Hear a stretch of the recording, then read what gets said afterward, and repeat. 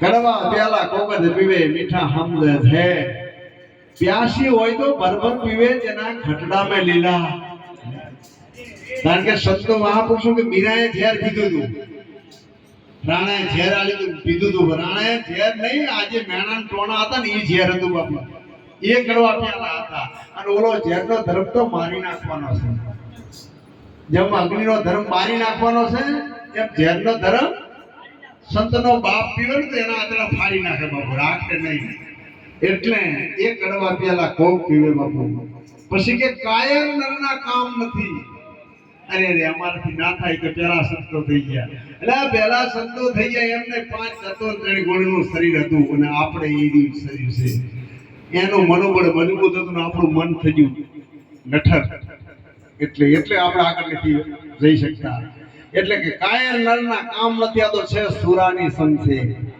હે 5-25 ને મારી હટાવે કામ કરોધ કરે ખેર કોઈ આ મોજ ને માને કોઈ અપના ગુરુ કુપિસાને હવે કાયર જનની જણ તો કે 3 જણજી દાતાર ભગત કા સુર મત રહેજે વાંજણી મત ગુમાવીશ તારો નૂર ન કે તું વાંજણી રહેજે ના તારો નૂર ગુમાવીશ નહીં તો એ દાતાર ભગત સુર એવા એક નારી 3 દીકરાનો જન્મ કરે એવી વાત નથી એક નારી એક પુત્રનો જન્મ કરે 3 એનામાં લક્ષણ હોય જે સદગુરુનો બાળક બન્યો ને બાપુ એ દાતાર હોવો જોઈએ એ સુરો હોવો જોઈએ અને ભગત પણ હોવો જોઈએ એના 3 લક્ષણો કારણ કે કદાચ આવે ને તો મસ્તક આપવાનું થાય તો આપી દે બાપુ કારણ કે પ્રથમ સદગુરુના શરણે જાઓ તમે તો પ્રથમ દાતા તો શિષ્ય ભયા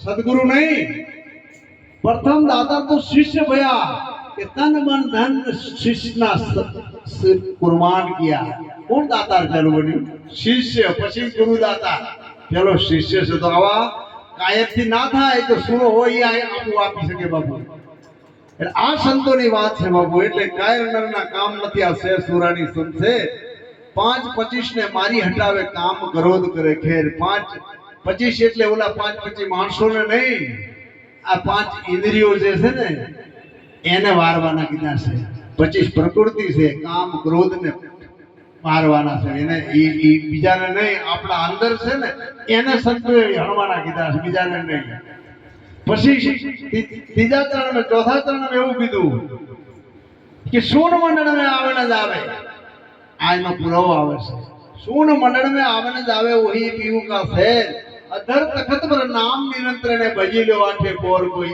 आ मोज ने माने कोई अपना गुरु को विसाने કારણ કે આપણે બધાની નાભી જુદી છે બાપુ અને પરમાત્માની નાભી એક જ છે આપણે બધા શ્વાસ નોખી નોખીને આપીએથી લઈએ છીએ પણ પરમાત્મા એક ત્યાંથી આપણને છોડે છે એટલે કીધું કે તન કી જાણે મન કી જાણે જાણે ચિત્ત કી ચોરી એનાથી શું છુપાઈ રાખશો જેના હાથમાં મરણ જીવનની છે દોરી હવે તનની જેવી તમે જે વિચાર સંકલ્પ કરો આથી સુખ સંકલ્પ વિચાર ભેરો શ્વાસ ભેરો તમારો હંધ્યો પોકી જાય મારા ધણી આગળ અને એ તમને નિર્ણય લઈ લે અને તમને એટલે એને કઈ બીજું કરવાની જરૂર નથી આ દોડા આટલા બધા મજાથી બેસીએ પણ આ બોલે દોડું કપી જાય તો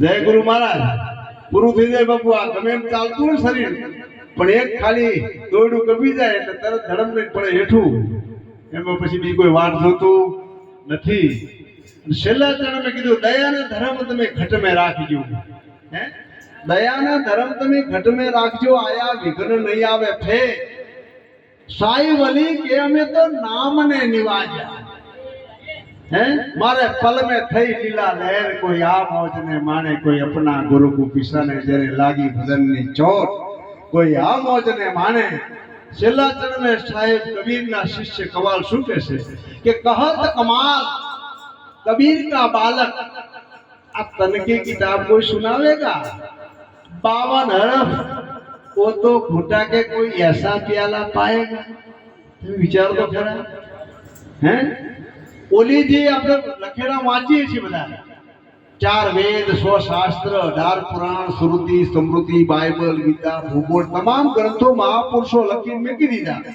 અમારી જેવા વળી પાકા કરીને બોલીએ છીએ એમ મહાપુરુષો કે એમ નહીં કે તારે માનવ માત્ર બધા પુરાણ છીએ.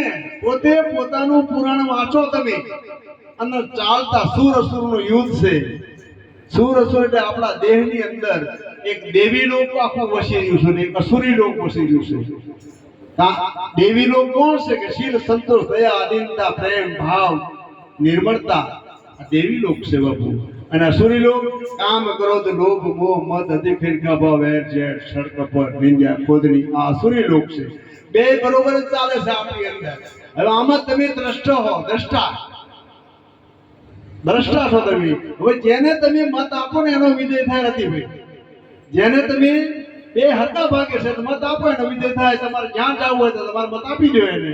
એટલે તમે ઓલાને આપો તો એનો વિજય થાય, ઓલાને આપો તો એનો વિજય થાય. તો આ ચાલતા સુર અસુરનું યુદ્ધ ચાલ્યું છે. એની અંદર પોતે જો કદાચ માનવ માત્ર પુરાણ છે, પોતે પોતાનું પુરાણ વાંચે, ચાલતા સુર અસુરનું યુદ્ધ છે, બધું જીત મેળવી લે તો આત્મનું જ્ઞાન થઈ જાય બાપુ. અને આત્મનું જ્ઞાન થાય પછી હિન્દુના ભગવાન જુદા, મુસલમાનના ખુદા જુદા, કોઈનો ધર્મ મહજબ જુદો નથી. આપણે બધા એક ઈશ્વરના બાળક છીએ. એક મંજિલે આપણે જવાનું છે.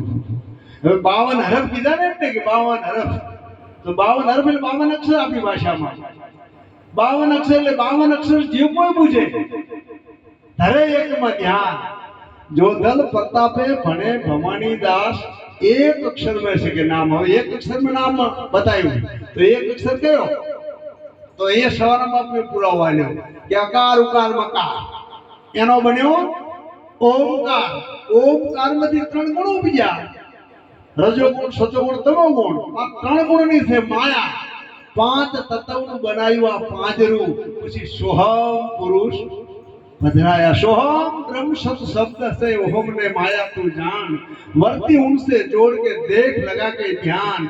ज्ञान मूलम गुरु मूर्ति पूजा, मूलम गुरु पद मंत्र, मूलम गुरु वाक्य मोक्ष, मूलम गुरु कृपा. गुरु कृपा विना सपने મળે નહીં સત્સંગ. कृपा होय गुरु देवनी तो भक्ति में आवे. रंग भक्ति करो पाताळમાં प्रकट થાય આકાશ દાબી દુબી કેમરે. કસ્તુરીની બાસ કસ્તુરી વસે મૃગલાની નાભીમાં. મરગલો દોડા દોડ કરે, દોડી દોડી થાકી જવાનો એમ એનું કાંઈ ન વરે. હે ગુરુના ગુણ જેને ગાયા કારજેના એમ સરે સદગુરુ દેવનો છે.